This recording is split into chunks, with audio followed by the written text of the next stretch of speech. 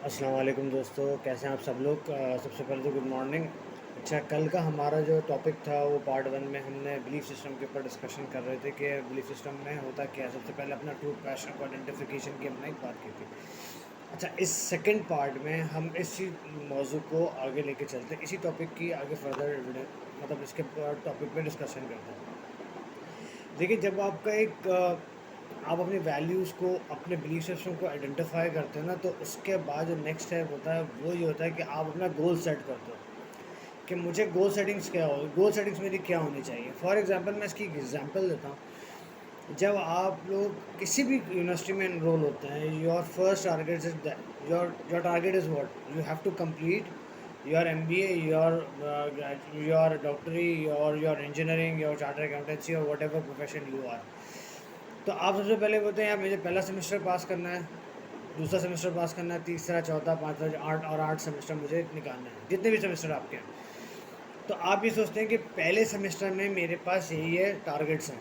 आप अपना goal achieve करते, आप अपना गोल आइडेंटिफाई करते हैं कि मुझे ये 4 महीने के अंदर या 6 महीने के अंदर मुझे ये कोर्सेज पिक करने हैं, इनको पास करना है। तो आपने एक गोल सेट किया होता है कि इसको पढ़ना कैसे, इसको पास आउट करना कैसे, इसका जो फाइनल एग्ज़ाम होगा वो इस डेट को होगा, इसका मिड टर्म इस डेट को होगा। तो आपने एक गोल सेट कर लिया ना सर, क्या मुझे अब गोल सेट कर लिया। अब आप उस गोल के मुताबिक आपके बिलीफ सिस्टम एक्टिव होता है और आपका एक्शन जो है ना वो चेंज हो जाता है।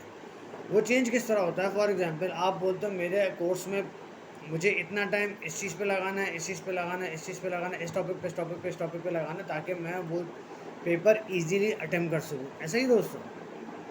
तो लेकिन अगर आप इसके ऑपोजिट साइड देखें, एम्प्लॉयमेंट में कोई गोल सेटिंग नहीं होती है। कोई गोल सेटिंग, आप लोग जो लोग एम्प्लॉई हैं, मैं खुद भी हूँ, कोई गोल सेटिंग नहीं है। हमें पता है कि हमें सुबह जाना है, ये काम आएंगे, कुछ इमरजेंसी वाले काम आएंगे, कुछ ऑफ द रूटीन ट्रांजेक्शन आएंगी, कुछ भी आ सकता है, कोई गोल सेटिंग नहीं होता। लेकिन जब आप एंटरप्रेन्योर बनते हैं तो आप एक टाइम लिमिट देते हैं कि मुझे इस टाइम पे ये अचीव करना है, मुझे ये टाइम पे ये, मेरे शॉर्ट टर्म्स गोल ये हैं, मेरे लॉन्ग टर्म्स गोल ये हैं। मैं एक इंडियन ऑथर को सुन रहा था जिनका मैं अक्सर सुनता हूँ। उन्होंने बोला था उन्होंने गोल सेटिंग किस तरह की थी कि वो हमेशा क्या करते थे, जो भी उनको गोल अचीव करना होता था, फॉर एग्जांपल उनको घर लेना है, गाड़ी लेनी है, कुछ भी लेना है, तो वो अपने कमरे की दीवार पे उस चीज़ का पिक्चर लगा देते थे। अब आप लोग सब सोचते होंगे यार पिक्चर तो किसी का भी लगा सकते हैं। तो उन्होंने बोला नहीं, ये जो गोल सेटिंग्स होती है ना, ये स्लोली स्लोली अचीव की जाती है। ऐसा नहीं होता कि आप ड्रास्टिकली एकदम से चेंज कर दें। ड्रास्टिकली कोई चीज़ चेंज नहीं होती। आप ग्रेजुअली स्टेप बाय स्टेप उस चीज़ को अचीव करते जाते हैं। तो जो हमारा प्लेटफॉर्म पावर ईगर्स का प्लेटफॉर्म है, हम इसमें आप लोग को ये चीज़ से गाइड करेंगे कि हाउ टू डिज़ाइन और इम्प्लीमेंट योर गोल्स। कैसे आप अपने गोल को आइडेंटिफाई करेंगे, कैसे आप अचीव करेंगे उसको, और किस तरीके से उसको अर्न करेंगे। ज़रूर देखिए, बिलीव आप जब तक ये नहीं सोचेंगे ना कि यार मुझे ये अचीव करना है, तो उसका मतलब है आपकी ज़िंदगी का कोई टारगेट नहीं है। मैं एक छोटी सी एग्जांपल लेके इस चीज़ को कोट करता हूँ आपको कि बिलीफ सिस्टम के ऊपर मैं एक एग्जांपल देता हूँ कि होता क्या चीज़ है। आपने देखा होगा जंगल का सबसे जो ताकतवर और भारी और लंबा जो जानवर होता है, या पावरफुल जो जानवर होता है, वो कभी भी शेर नहीं होता। ये सबको पता है। हाइट में देखें तो जिराफ सबसे लंबा होता है, वेट में देखें तो सबसे ज़्यादा एलिफेंट होता है, चालाक में देखें तो लोमड़ी होता है। आप उसमें आप बंदर की आपने अक्सर देखा होगा कि उसकी जंपिंग एबिलिटीज़ होती हैं।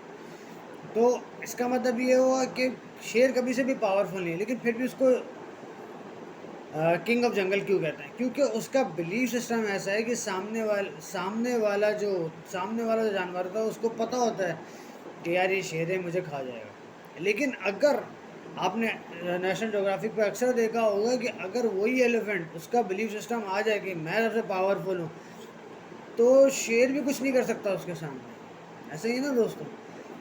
तो सबसे पहले आपने इस इस टॉपिक में, इस पार्ट 2 में हमने ये डिफाइन करना है कि आपने गोल सेटिंग किस तरह करनी है अपनी। और our group, our ma'am Bini Shabu Bakar and माशाल्लाह our manager Tajalli Siraj will and other Our mentors will guide you that how you have to write down your goals. What are your short term goal, what are your long term goal. सबसे पहले ये काम करना है. मैं भी जब इस बिजनेस में आया, मैं सबसे पहले ये काम किया, अपने बिलीफ सिस्टम को आइडेंटिफाई किया. मैंने यार ये करना है, इस टाइम पीरियड में, इस टाइम फ्रेम में करना है, रियलिस्टिक रह के. ऐसा नहीं है कि अनरियलिस्टिक टारगेट्स और अनरियलिस्टिक टाइम फ्रेम कंसिडर करना, ऐसा नहीं है. तो ये चीज़ हम आप में भी डेवलप करना होता है. So my request to all of you, be part of power eagles. Your life and your family's life will be transform drastically, I promise you. अल्लाह से इस्तिखारा करें, आप पूछें अल्लाह से, अल्लाह ने आपका दिल हल्का करेगा इस चीज़ में. Thank you so much. अस्सलाम वालेकुम. अपनी दुआओं में मुझे ज़रूर याद रखिएगा.